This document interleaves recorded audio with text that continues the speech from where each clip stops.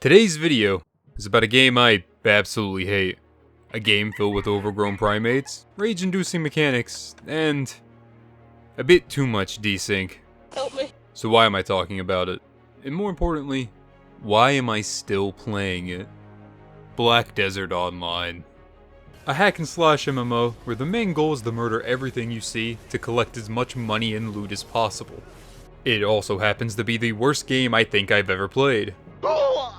The story is absolute shit. The questing is somehow even worse.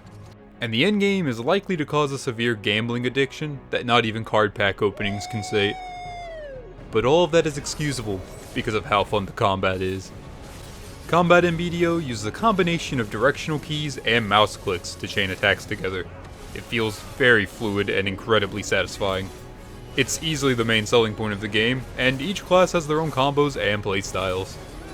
These classes include Warrior, Wizard, Dami Mommy, and Pedo Bait.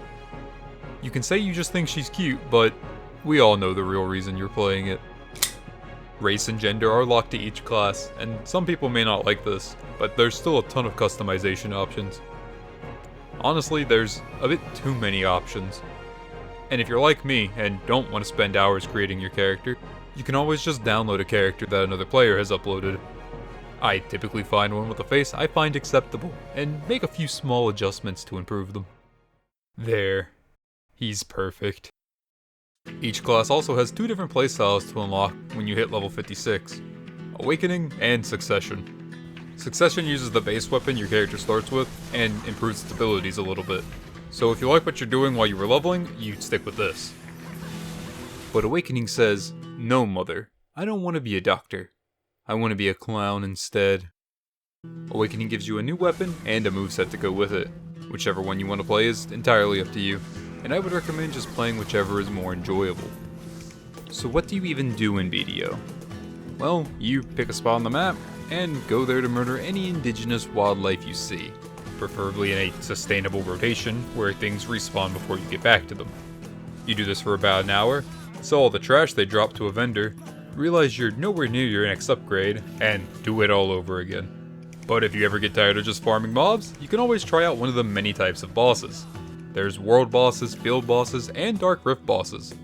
Dark Rift bosses spawn at random intervals and are account specific.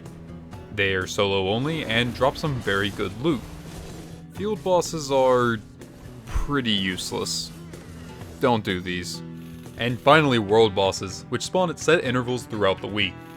These typically require 10 minutes of you auto-pathing to where they spawn and just dicking around with random strangers while you wait. You then spend another 15 minutes just to kill the boss and usually get nothing of value. So why would you do these? Because there's the chance to get some very good drops, and more importantly, the people who play this game are about as intelligent as the common ape, and you can usually have a lot of stupid fun with them while you wait. Stop right there! And if that's not enough for you, the chat in this game is even better. It's very similar to the good old days of watching Alkaiser X on Twitch, back when they allowed fun. I often find myself just reading the random garbage these people come up with. It's a lot like watching a car crash. You know you should look away, but you just can't seem to do it. But if combat doesn't suit your fancy, then you can always try life skilling. Life skilling comes in a variety of flavors, including cooking, alchemy, trading, and horse trading. The entire point of life skilling is very similar to the combat portion of the game. Making a ton of money. There's also two kinds of life skilling, passive and active. Active life skilling requires you to actually play the game, and includes gathering and hunting. While passive life skilling requires you to set up shop and minimize the game while you do other stuff. Depending on the life skill you want to do, you can either take an entire day to set up shop, or just start right away. Fishing, for example, requires you to buy a fishing pole and throw it into the water. Wow. You can just tab in every couple of hours and trade the fish in, but it also doesn't make much money. But if you want to make a lot of money, you're going to need to set up a worker empire. Buy as many houses as possible. Hire workers to gather honey and farm potatoes. Feed them nothing but cheap beer and unseasoned chicken, and sit back as you gain an increasing amount of materials every time they come back. Not enough for you? Make a farm to grow cattle and sunflowers. Send more workers to tend to the farms, and then AFK cook milk tea and coconut cocktails every single night. Wake up in the morning, box it up, and sell it for a hefty penny. So, now that you've made 1,000,000 tea crates and killed an entire species of wolfmen, what do you do with all the money? You gamble it away trying to upgrade your gear. Fuck! On a seasonal character, this isn't really a big deal, because the season upgrade material drops from mobs that are fairly common. But out of season, you'll end up spending a lot of money on each upgrade, and when it fails, it sets you back quite a bit. But don't worry, I've picked up a few tips and tricks to help you guarantee your upgrades. The first step is to make and wear a tinfoil hat. This should be pretty self-explanatory. Second is to turn on any Nightcore remix of music you listened to as a child. Let's say the Jimmy Neutron intro. With any luck, the Nightcore will scare away the bad RNG. I used to listen to Gotchi instead, but I'm pretty sure it lost any power it used to have. And lastly, and this part is entirely optional, sacrifice your firstborn to Cahoon, the one true lord. So, once all these steps have been completed, hit that enchant button and... But behind all of my shit talk, the game's honestly not that bad. I've had a great time just walking around with friends, goofing off, sailing on ships, hunting sea monsters, and just reading chat. And every little thing you do in this game progresses you, at least a little.